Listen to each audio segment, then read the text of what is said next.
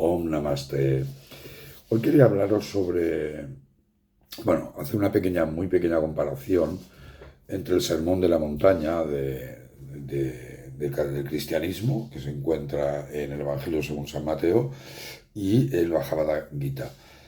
Sobre todo para que tengáis un poco criterios de comparación entre ambos y al final intentar contestar a la pregunta si un cristiano puede beneficiarse de las enseñanzas del Gita y viceversa. De entrada deciros que casi todos los swamis hinduistas, los maestros, estaban enamorados de las enseñanzas del Sermón de la Montaña. Por ejemplo, Gandhi decía, cuando leía el Sermón de la Montaña, empecé a entender las enseñanzas del cristianismo y me enamoré de Jesús. El Sermón de la Montaña al inicio es estremecedor y leo, bienaventurados los pacíficos, los que tienen hambre de sed y justicia, los misericordiosos, los bienaventurados, los pacificadores. No penséis que he venido para derogar la ley de los profetas. Y esto es importante. Sed de justicia podríamos equipararlo a la necesidad de restablecer el Dharma en el Bhagavad Gita. Es decir, tanto Krishna como Jesús no vienen a crear una nueva religión, sino a restaurar la religión. Acordaros el verso aquel de la Bhagavad Gita, del capítulo 4, el 7 y 8, que decía que cuando la maldad aumenta, cuando la bondad desfallece, cuando se olvida el propósito de la vida, el Señor vuelve para salvar a los justos, destruir a los malvados y restablecer el Dharma. Y eso es un punto de coincidencia. Pero hay dos puntos de divergencia que son importantes y hay que comentarlos. Primero, Jesús descarta la antigua ley del ojo por ojo y diente por diente. Y Leo decía, no resistáis al que es malo.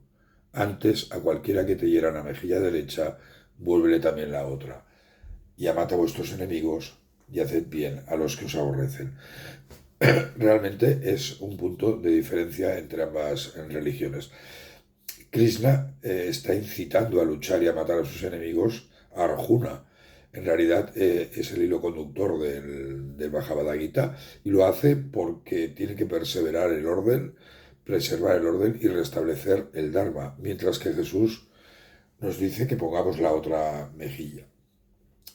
Este concepto de no resistir a la violencia es difícil de asimilar y creo que de alguna manera hace que, por lo menos para mí, estas enseñanzas maravillosas del Sermón de la Montaña sean como una utopía en el día a día de una persona.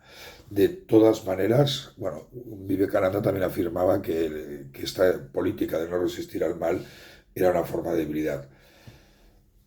Pero, y además, cuando uno reflexiona en la historia y ve casos como los de Hitler, que solo se pudo frenar la barbarie nazi con la violencia, pues, da que pensar. Y por el otro lado tenemos el ejemplo de Gandhi con la independencia pacífica de India, y hoy en día tenemos a la excelente lucha espiritual de la venezolana María Corina Machado.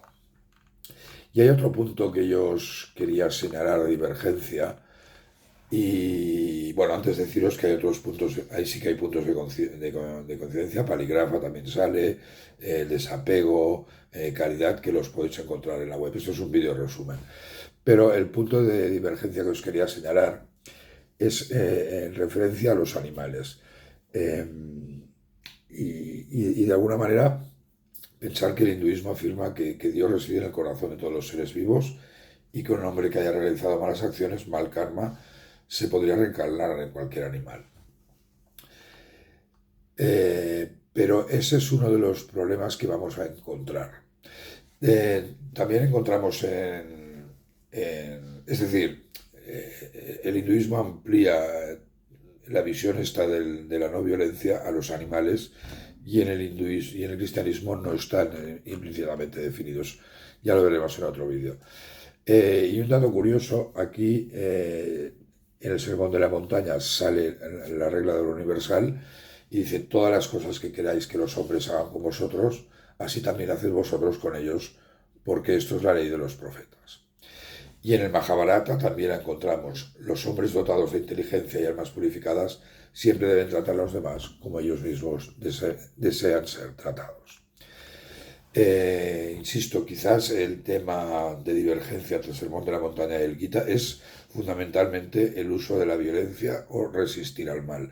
Es un tema, eh, bueno, que el Gita justifica el uso de la violencia cuando el bien superior, el Dharma, está en peligro.